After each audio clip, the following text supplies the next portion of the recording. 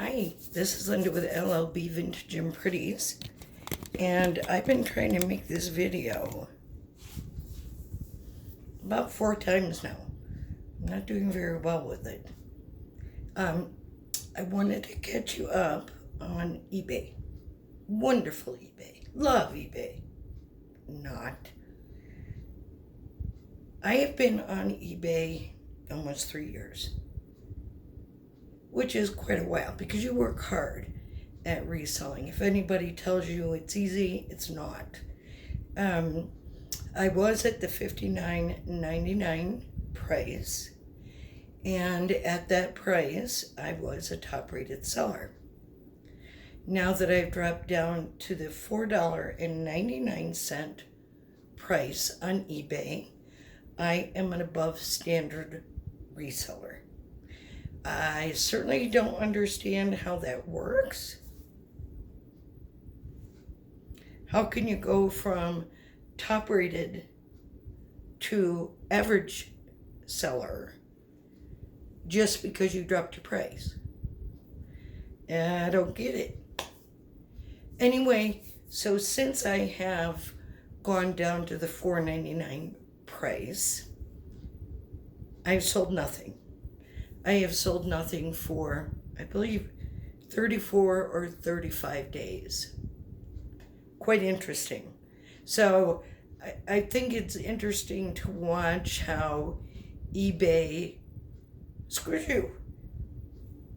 They're screwing a lot of folks out there. It's really sad, but they're doing it. They think that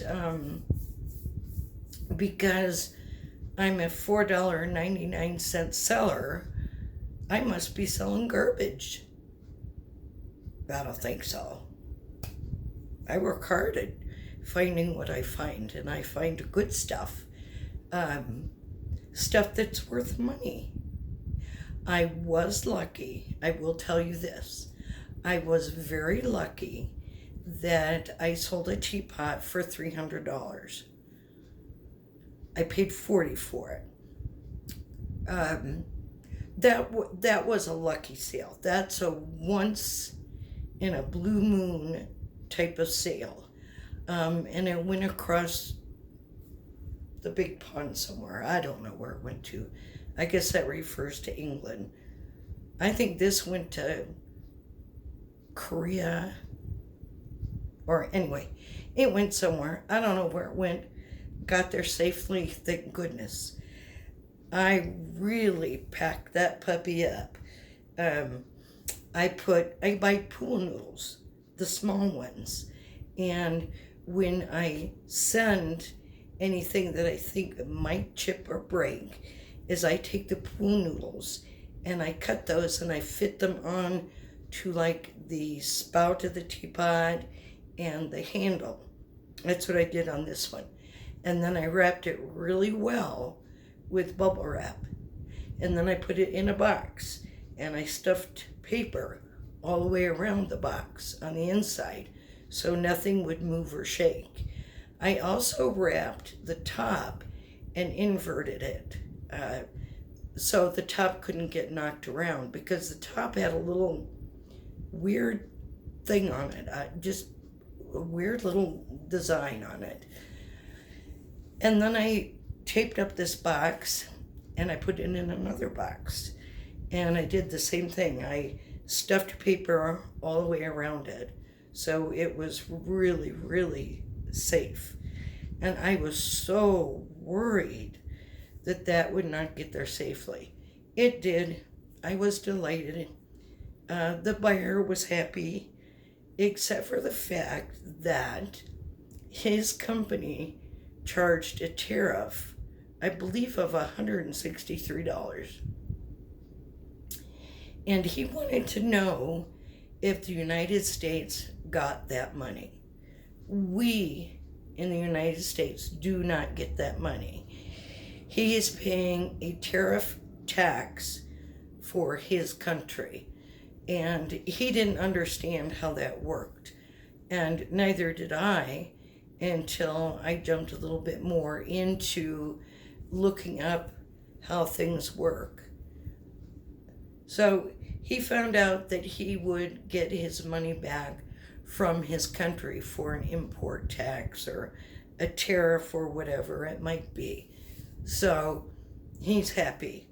I did have another interesting sale, a pair of flip-flops. Flip-flops for $32 went to England. I seem to be selling a lot of overseas, but I don't know if they got them or not. She was saying there was still snow in England, so she hadn't gotten anything yet. $32. I don't know, the shipping is high on that, but if you want something, I guess you want something. Let's see, what else did I sell? That was off of Facebook. The teapot was off Facebook. A very interesting sale happened, but mind you, this is 35 days ago. I sold a set, a 12-piece set of Canon pottery dishes, a service of 12, for, I think it was close to $300.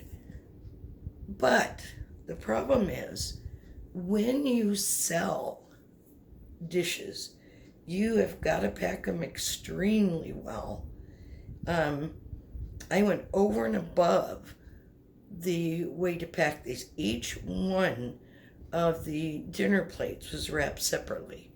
Each one of the dessert dishes were wrapped separately. Unfortunately, some stuff did break with the shipping. I swear there are gorillas in the USPS truck that just go in there and jump on packages. So the lady was not upset with me. She was upset with USPS for breaking some of her items, and I certainly don't blame her. I did refund her some money. I believe I refunded her $30 on it, so she would feel like she wasn't taken to the cleaners, because I know that I would feel really bad if I bought something and it got broken.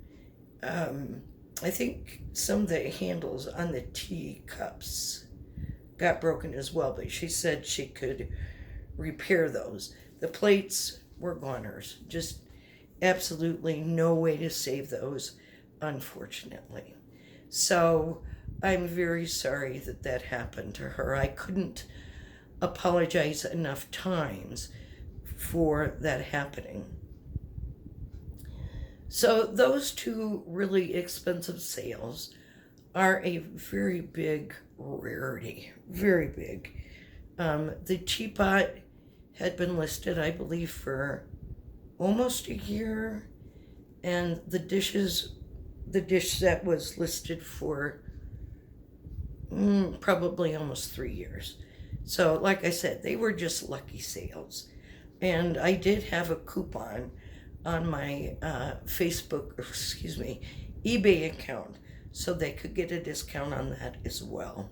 Anyway, that's the most exciting thing that's happened on my eBay. I was quite excited about that. I couldn't believe it. I just couldn't believe it. But that doesn't keep me interested on selling on eBay. So I am now on Facebook. I haven't done much for sales on Facebook, but it could be because I have to update my information. I know that my payouts are pending. They're waiting for information from me. I forget about it. I forget.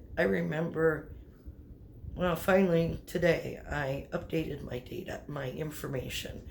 So I sent them what they needed on that. So maybe things will sell on Facebook more than what I'm getting. Because I think if you don't play by the rules, you don't get the benefits. So Mercari has done very nicely for me. I've sold several things, not a lot, but several things.